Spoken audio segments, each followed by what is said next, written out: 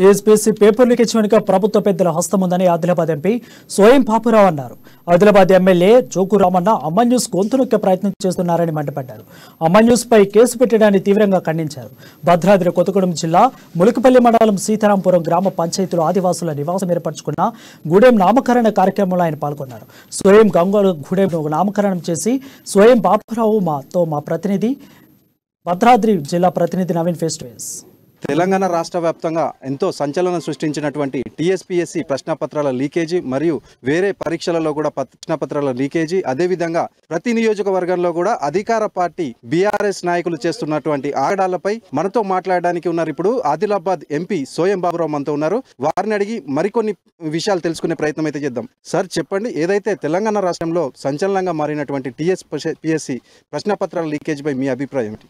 వాస్తవంగా విద్యార్థులందరూ కూడా ఎంతో కష్టపడి వాళ్ళ తల్లిదండ్రులు వాళ్ళక్కడ గ్రామాలలో కష్టపడి పిల్లలు బాగుపడాలన్న ఉద్దేశంతో మా పిల్లలకు ఉద్యోగాలు రావాలనో ఇంకో రకంగా వేరే తరగతిలో పోవాలంటే మంచి కళాశాలలో సీట్ రావాలన్న ఉద్దేశంతో రాత్రి పగలు చాలామంది విద్యార్థులు అయితే అసలు భోజనం చేయకుండా ఎట్టి పరిస్థితుల్లో కూడా ర్యాంక్ రావాలా, ఉద్యోగం సంపాదించాలనే ఆలోచనతోటి వాళ్ళు రాత్రి పగలు కష్టపడితే ఈ రాష్ట్ర ముఖ్యమంత్రి మూర్ఖుడుగా వ్యవహరించి ఇవాళ టీఎస్పీ పేపర్ లీకేజ్ కానీ ఇది అంతా కూడా నిర్లక్ష్యం. అంటే ఎవరు ఏమైతే మాకేంది, మా కుటుంబం బాగుంటే సరిపోతుంది అనే ఆలోచన ధోరణిలో పోతున్న కేసీఆర్ కుటుంబం. కాబట్టి ప్రజలకు కూడా ఒకటే విజ్ఞప్తి చేసేది ఏంటంటే వీళ్ళు కేవలం మాయ మాటలు చెప్పే ప్రభుత్వం నడుపుతున్నారు తప్ప ప్రజలకు ఉపయోగపడే విధంగా ఎవరికి చేస్తలేరు. ఇవాళ రైతు సోదరులను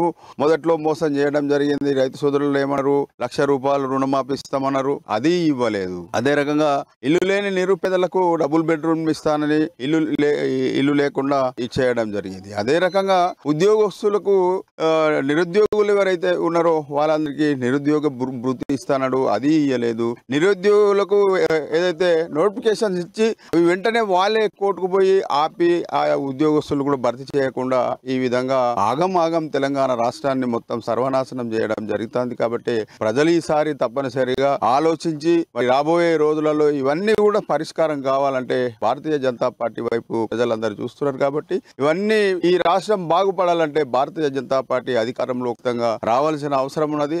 అధికారంలో వచ్చిన తర్వాతనే ప్రధానమంత్రి నరేంద్ర మోదీ ఆధ్వర్యంలో జరుగుతుంది ఏదైతే అన్ని కూడా తెలంగాణ రాష్ట్రానికి న్యాయం జరిపిస్తాడనే ఒక నమ్మకం ఉంది. కాబట్టి ప్రజలందరూ కూడా ఆలోచించాలని కూడా నేను విజ్ఞప్తి చేయడం జరుగుతుంది. అదేవిధంగా అమ్మా న్యూస్ ఏదైతే చిన్నగా ఏదైతే మోరీ కట్టిన దానికి ఆయన ఏదో వాసన వస్తుందన్న ఉద్దేశంతో దాన్ని మంచిగా చేయడం జరిగిందే తప్ప దాన్ని చెడుగా చేయదు. కానీ కంది శ్రీనివాసు ఏదైతే అమ్మ న్యూస్ చైర్మన్ కు మంచి పేరు వస్తుంది, రేపు నాకు భవిష్యత్తులో ఎన్నికల్లో పోటీదారుడు అయితే అన్న ఒక రేపు గెలవబోతున్నాడు అనే ఆలోచనతోటి ఈ విధంగా కక్ష సాధించి వారి మోరీలను కూల్చేయడం అనేది చాలా అన్యాయం. కాబట్టి ఇప్పటికైనా ఇలాంటి టీఆర్ఎస్ పార్టీ నాయకులు చేసే పోకడలన్నీ కూడా ప్రజలకు అర్థం చేసుకుంటున్నారు. తప్పనిసరిగా త్వరలోనే ప్రజలు బుద్ధి చెప్తారని ఈ సందర్భంగా తెలియజేయడం జరుగుతుంది. ఇదే రకంగా ఇవాళ వాస్తవంగా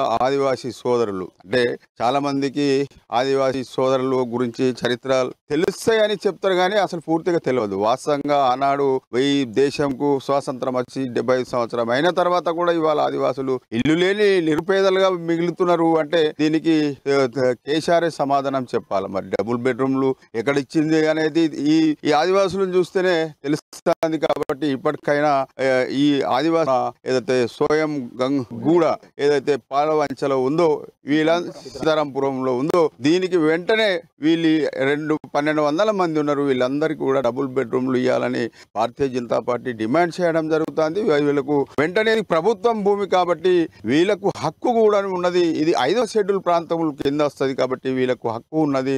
భారత రాజ్యాంగం కల్పించిన హక్కు కూడా ఉన్నది. కాబట్టి వాళ్ళకు వెంటనే పట్టాలు ఇచ్చి వాళ్ళందరినీ కూడా పట్టాలు ఇవ్వాలని కూడా డిమాండ్ చేయడం జరుగుతుంది. ఏదైతే గిరిజన జిల్లాగా ఏర్పడినటువంటి భద్రాద్రి జిల్లాలో ఏదైతే మనం ముఖ్యంగా ఈ యొక్క భద్రాద్రి జిల్లాలో ఉన్నటువంటి రామాలయ దేవాలయంపై అంటే దక్షిణ అయోధ్యగా పేరుగాంచినటువంటి రామాలయంపై మన ముఖ్యమంత్రి సీఎం కేసీఆర్ సీతకన్ను వేయడంపై మీ అభిప్రాయం ఏంటి?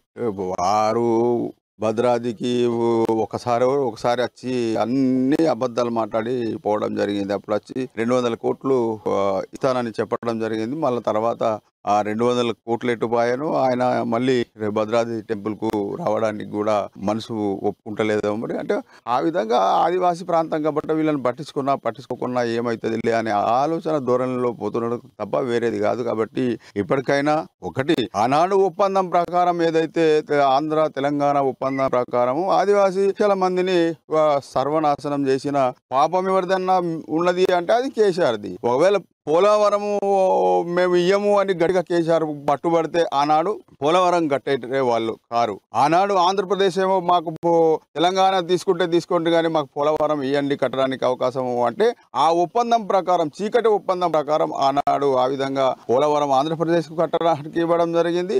ఇక ఆదివాసులను అన్యాయం చేయడానికి ఈ పోలవరాన్ని కట్టడానికి అవకాశం కల్పించిన మూర్ఖుడు కేసీఆర్. ఆయన గురించి ఎంత తక్కువ మాట్లాడితే అంత మంచిది.